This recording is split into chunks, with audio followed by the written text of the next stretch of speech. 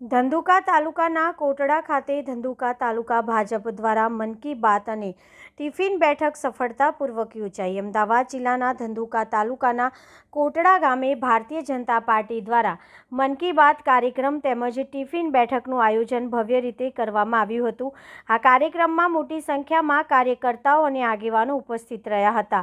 કાર્યક્રમમાં જિલ્લા ભારતીય જનતા પાર્ટીના પ્રમુખ શૈલેષભાઈ દાવડા, પૂર્વ ધારાસભ્ય લાલજીભાઈ મેર, જિલ્લા ભાજપના હોદ્દેદાર, એપીએમસીના ચેરમેન તથા પૂર્વ ચેરમેન સહિતના તાલુકા સ્તરના હોદ્દેદારો અને કાર્યકર્તાઓ હાજર રહી કાર્યક્રમને સફળ બનાવ્યો હતો।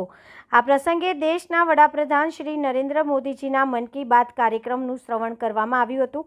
સાથે જ કાર્યકર્તાઓ વચ્ચે સંગઠન મજબૂત બનાવવા તથા આગામી કાર્યક્રમોને ધ્યાનમાં રાખીને ટિફિન બેઠક યોજાઈ હતી।